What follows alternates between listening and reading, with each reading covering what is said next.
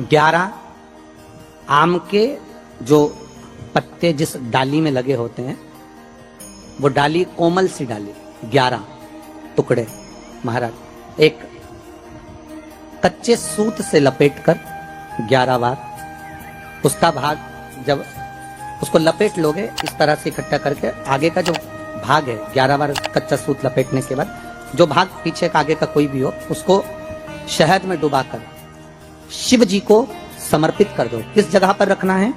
अशोक सुंदरी वाली जगह। अशोक सुंदरी की जगह जानते हो आप लोग, पहले भी आपको बताया है, आज फिर आपको वर्णन कर दी। जैसे ये गोल जलाधारी है, ये शिवलिंग रखा है, ये दो जहां से पानी बह रहा है बाबा के चरणारविंद, राइट में श्री गणेश जी का स्थान, लेफ्ट में कार्तिकेय का स्थान, बीच में अशोक सुंदरी की जगह।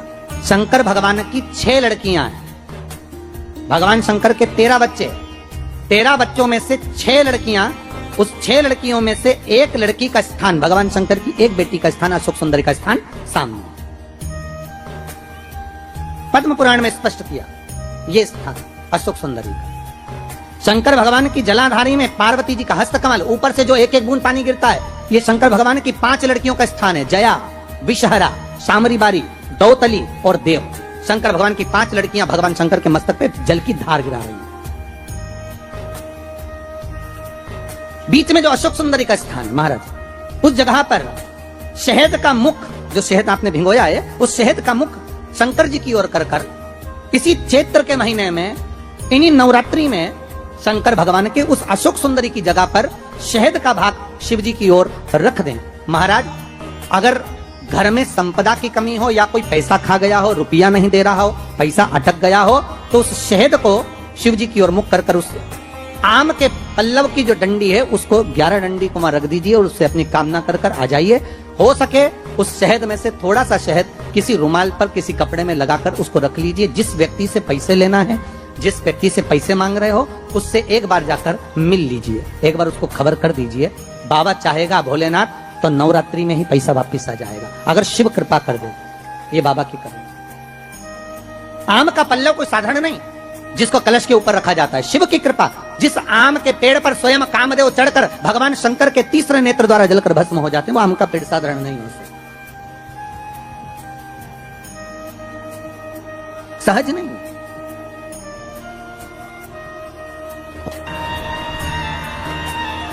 पार्वती जी ने कहा ये आपने श्रेष्ठ निर्णय। पार्वती जी बोली मुझे अच्छा नहीं लगा आपने निर्णय जो दिया। क्या चाहती हो पार्वती? पार्वती जी कहती हैं आज मुझे एक वर देना पड़ेगा। बोलिए क्या वर चाहिए? भोलेनाथ मुझे वर ये चाहिए कि आज के बाद आपकी कोई परिक्रमा ही ना हो। मुझे वर दे दो कि शंकर की परिक्रमा कभी नहीं होगी।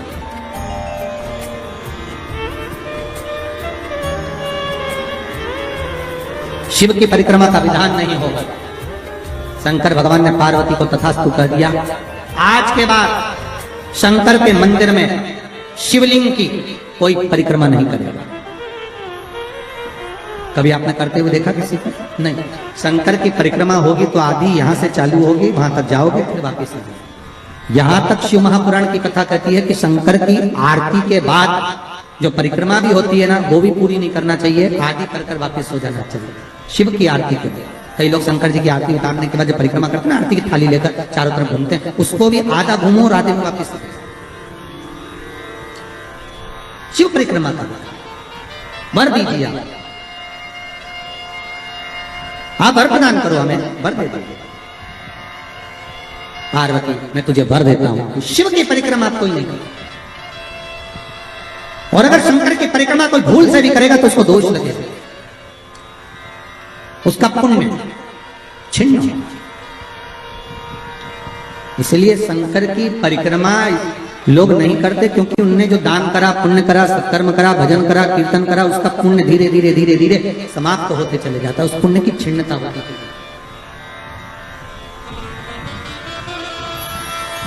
नहीं। पार्वती जी बोले प्रभु हम एक मेरा निवेदन स्वीकार करेंगे। बोलो क्या बात है?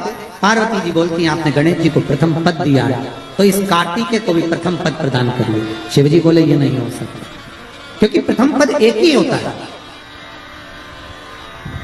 प्रथम पद केवल एक होगा और वो एक पद मैंने प्रदान कर दिया। अब मैं दूसरा पद कैसे दूं? मैं दूसरा पद कैसे प्रदान कर सकता? मैं दूसरा पद कैसे दे सकता? पार्वती, एक काम हो सकता, बोलिए प्रभु। मैं कार्तिकेय को कुछ ऐसा बना देता हूं कि जहां पर गणेश प्रथम पद में रहेगा तो यह कार्तिकेय भी प्रथम पद में पूजा जाएगा। बना दीजिए। भगवान शंकर ने कार्तिकेय को श्रीफल का निर्माण कर दिया। स्कंद पुराण का क्या बनाया है? श्रीफल, नारियल। ये नारियल किसका प्रतिबिंब है? तो कहा ये कार्तिकेय जी का प्रतिबिंब है। किसका प्रतिबिंब है? कार्तिकेय जी का। तो गणेश जी की पूजन जो कलश के रूप में होती है तो उसके ऊपर जो श्रीफल रखाता है वो स्कंद देव है, कार्तिकेय है। वो स्कंद देव, वो कार्तिकेय।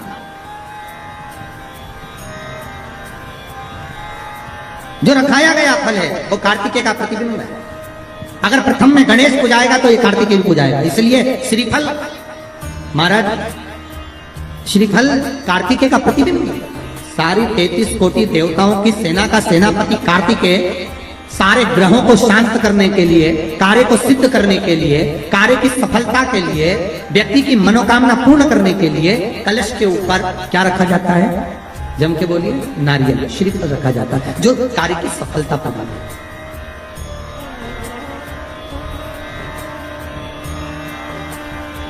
सबसे पहली नवरात्रि का व्रत किसने किया था? उत्तर दीजिए। सबसे पहला नवरात्रि का व्रत, नवरात्रि की उपासना सबसे पहले किसने करी थी? भगवान राम ने। अश्विन के नवरात्रि में भगवान राम ने 9 दिन तक कलश की स्थापना कर लंकाधिपति रावण को मारने के लिए मां जगत जननी की आराधना की। भगवान राम ने मां जगत जननी की आराधना, मां जगदम्बा की आराधना। और कहते हैं मेरे राम ने प्रतिदिन मां आद्यशक्ति को निमंत्रण दिया और मां जगत जननी से विनती निवेदन कर कहा कि आपको प्रतिदिन आना पड़ेगा। इसलिए देवी भागवत में लिखा है कि नवरात्रि में एक दिन, जैसे प्रतिपदा है, पहला दिन है तो 1 कन्या का पूजन करो, द्वितीया है तो 2 कन्या का पूजन करो, तृतीया है तो 3 कन्या का पूजन करो, चतुर्थी है तो 4 कन्या का पूजन करो, पंचमी है 5 कन्या का पूजन करो, छठ है 6 कन्या का पूजन करो, सप्तमी है 7 कन्या का पूजन करो, अष्टमी है 8 कन्या का पूजन करो, नवमी है, जम के बोलो, 9 कन्याओं का पूजन करो। और अगर इस तरह से आप पूजन नहीं कर सकते नवरात्रि में तो 9 कन्याओं का पूजन एक साथ, या तो अष्टमी के दिन या नवमी के दिन कर दो, या मध्य में, बीच में भी आप कर सकते हो एक। पर अगर आपकी कोई कामना है, आपकी कोई इच्छा है, मालूम पड़े, जैसे कई लोग कहते हैं कि हमारी इच्छा है, हमारी वो मकान नहीं बिक रहा, या हमारी वो जमीन नहीं खरीदी जा रही, या हमारी कोई कंपनी नहीं डल रही, या हमारे काम में ये अड़चन आ रही है, तो नवरात्रि में, 4 नवरात्रि में से किसी भी नवरात्रि में आप नियम बना लो कि एक कलश की स्थापना कर एक दिन में 1 कन्या का पूजन कर उसको भोजन कराना, लाल वस्त्र देना, लाल चुनरी देना, दूसरे दिन में 2 कन्याओं का पूजन कर लाल वस्त्र ओढ़ाना, लाल चुनरी देना, तीसरे दिन में 3, चौथे दिन में 4, 5वें दिन में 5, ऐसे 7-9 दिन तक एक कन्याओं के क्रम को बढ़ाते बढ़ाते बढ़ाते बढ़ाते आप उस पूजन का विधान प्रबल कर सकते। आज किसी का फोन था सुबह, तो कोई कह रहे थे कि हमें गुरुजी से बात कराओ, तो समीर जी ने बताया कि फोन आया था और वो बोल रहे थे कि हमें नवरात्रि में अगर मान लो कोई साधना करना हो तो कौन सी साधना करना चाहिए, हम किसकी आराधना करें, हम 9 दिन तक किसकी साधना करें। तो अगर बन सके तो देवी भागवत में सबसे सुंदर साधना यही है कि हम एक दिन में 1 कन्या के चरण धोकर पूजन कर उस कन्या को भोजन कराकर उसका स्मरण करें। हाँ, ये जरूर है कि कोरोना महामारी चल रही है तो इस नवरात्रि में भले ना करें, पर आगे की नवरात्रि में जब नवरात्रि अच्छे रहे, कोरोना से मुक्त रहे, तब आप किसी कन्या को 1 दिन में 1, 2 दिन में 2, 3 दिन में 3, 4 दिन में 4, 5 दिन में 5, ऐसे नवरात्रि 4 बार जो नवरात्रि आती है किसी भी नवरात्रि में आप स्मरण कर उसका फल मिलता, उसका फल हो।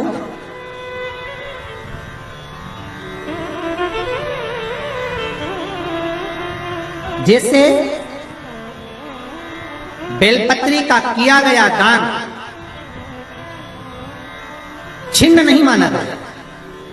किस चीज का दान? जम के बोलिए जरा। बेलपत्र, बेलपत्री का किया गया दान छिन्न दान नहीं है, समाप्ति नहीं होती। बेलपत्री अगर आपने कोई आपसे कहा जी तुम्हारे यहाँ बेलपत्री लगी है, जरा 8-10 दे दोगी क्या? बिल्कुल। और उससे कहो बेलपत्र तू मत तोड़, हम तोड़ कर देते, और अपने हाथ से बेलपत्र निकालकर उसको दो दान।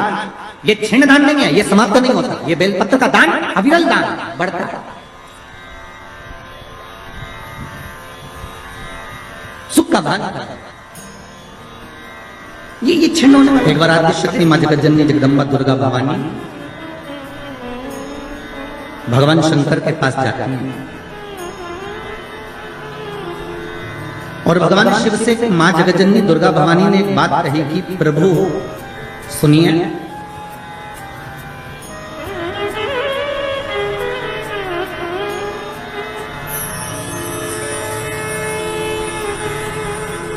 मैं जहां जहां पर हूं,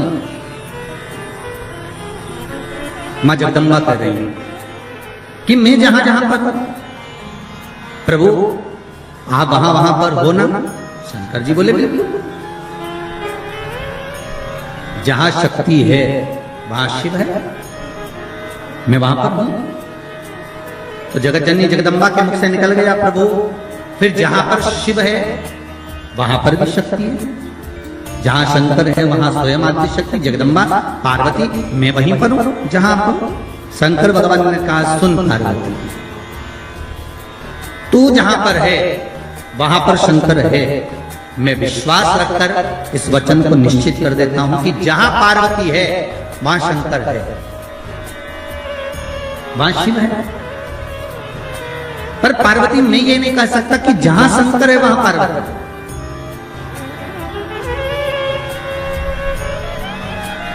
जहां पार्वती है वहां शिव है, ये पक्का है। जहां पार्वती है वहां शंकर है, ये निश्चित है, ये पक्का है। पर जहां शंकर स्वता है, जहां शिव है, वहां पार्वती हो, ये पक्का है।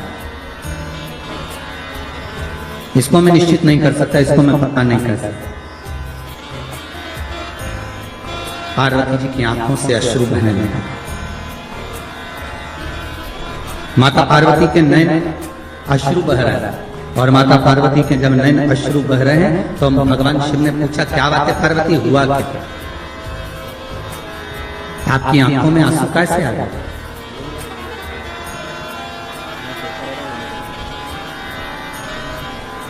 ये अश्रु क्यों आ रहा है, किस लिए?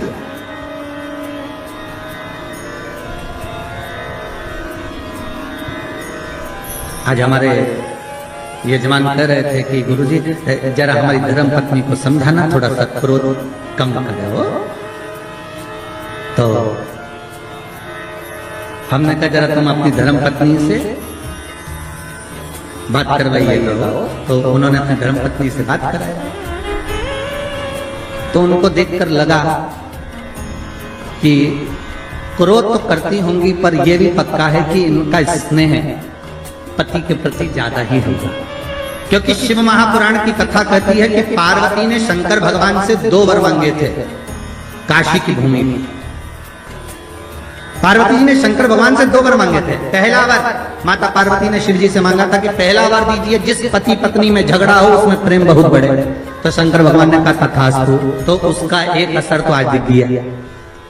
ठीक है, मतलब जब बात सामने आ जाए तो समझ लो कि मतलब शिव जी ने जो वर दिया था वो गलत नहीं है, कि जहां पर प्रेम बहुत हो, पार्वती जी कर रही है कि ऐसा वर दो जहां प्रेम, जहां झगड़ा होगा वहां प्रेम जरूर होगा। तो वहां प्रेम बना हुआ है, वहां इसने बना हुआ है।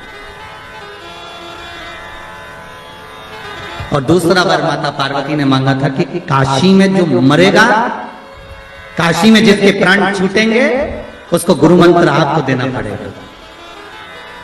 इसलिए भारत की भूमि के सबसे ज्यादा मुर्दे, भारत की भूमि के सबसे ज्यादा शव अगर कहीं जलते हैं तो वो काशी में जलते हैं। क्योंकि शंकर भगवान ने पार्वती को यह वर प्रदान किया था। अगर आप कह रही हो तो ठीक है कि काशी में जो मरेगा उसको गुरु मंत्र में दूंगा, पर पार्वती जी के मन में आया कि आपने तो कह दिया कि काशी में जो मरेगा गुरु मंत्र आप दोगे, पर प्रूफ क्या रहेगा? सबूत कि आपने गुरु मंत्र दिया, ये सबूत कहां से आया? ये सबूत का भान कहां से है? तब भगवान शिव ने कहा क्या चाहती हो आप बताओ। तो पार्वती जी बोली आप हमको वर दीजिए कि काशी में जो मरेगा ना उसके सीधे कान में गुरु मंत्र आपको देना पड़ेगा। शंकर भगवान के हम तो उलझ गए, वर देके। कभी कभी अगर पति बोल दे पत्नी को तो क्यों चिंता करती है, मैं बैठा तो हूं, अरे एक अंगूठी क्या मैं तुझे 10 अंगूठी दिला दूंगा। तो पत्नी हमेशा याद करके वही बोलती है, करवा चौथ का चांद बाद में देखती है, बोला अंगूठी की बोलती है। क्यों जी वो आपने बोला था तो वो कहा है। अब पार्वती मैया तो मौन। शिव जी ने पूछा पार्वती तू चुप क्यों गई? पार्वती जी बोली मेरा दूसरा वर कि काशी में जो मरेगा उसको गुरु मंत्र आपको देना पड़ेगा। तो वो गुरु मंत्र कब दोगे? शंकर भगवान ने कहा ऐसा कोई होता है कि संसार को, मानव को, ये मनुष्य को और गुरु मंत्र में, इस संसार के मानव को गुरु मंत्र में प्रदान करो, ये हो सकता है क्या? नहीं नहीं नहीं, मंत्र तो आपको देना ही पड़ेगा, मंत्र तो आपको देना ही, ठीक है। पर पार्वती संसार के लोगों को अगर मैं गुरु मंत्र दूंगा तो उसमें श्रेष्ठता रहेगी क्या? पार्वती जी बोली क्यों नहीं रहेगी, आप तो मंत्र दीजिए बस। भगवान शिव ने वचन दे दिया ठीक है अब तू बता, मैं गुरु मंत्र देने को तैयार हूं, मैं गुरु मंत्र दे देता हूं। क्या करना है? पार्वती जी ने कहा आप एक काम करना, मरने वाले के सीधे कान में गुरु मंत्र दे देना और सीधे कान में गुरु मंत्र देकर और उस कान को बस मोड़ देना। आप मंत्र देना और कान को मोड़ देना, मैं समझ जाऊंगी कि आपने मंत्र दे दिया। शिव जी ने कहा वचन दे दिया ठीक है। तो इसलिए आज भी नियम है महाराज, दुनिया के लोगों का आज भी भाव ये वर्णन करता है कि काशी में मरने वाले का सीधा कान अपने आप टेढ़ा हो जाता है। आज भी लोग भाव में कह देते हैं कि काशी अभिमुक्त नगरी, काशी मोक्ष नगरी। और कितने किस्मत वाले हो भाई आप लोग, हो पंडितारा वालों, आपके यहां से तो काशी लगभग कितना होगा, 130 किलोमीटर के लगभग होना चाहिए, 130 किलोमीटर। कितने भाग्यशाली हो। शास्त्र कहता है काशी काशी काशी काशी 5 बार बोल ले जीव तो ही गंगा मैया का दर्शन हो जाता है, अभिमुक्तता प्राप्त हो जाती है, सहज थोड़ी ना काशी। तो पार्वती जी की आंख में आज अश्रु देखे। जब पार्वती जी की आंख में अश्रु देखे तो शिव जी ने पूछा बात क्या है, तुम बोलो आज पार्वती क्या हो क्या गया। पार्वती जी बोली बस बात इतनी सी है कि आप बोल रहे हो, मैंने कहा कि जहां मैं हूं वहां शंकर है, बिल्कुल पक्का, पर आप कह रहे हो जहां शंकर है वहां पार्वती नहीं है। जहां शिव है वहां पार्वती नहीं है, आखिर क्यों, किस लिए? शंकर भगवान कहते हैं ओगढ़दानी त्रिकालदर्शी कैलाशी मेरा शंभो, मेरा शंकर, मेरा ओघड़दानी, मेरा भूतेश्वर, मेरा भूतनाथ, मेरा त्रिकालदर्शी, मेरा महामृत्युंजय कह रहे हैं। हरि पार्वती तू जानती नहीं है, तू मुझे पहचानती नहीं। कुछ स्थान ऐसे हैं पार्वती जहां पर मुझे तेरे बिना भी रहना पड़ता।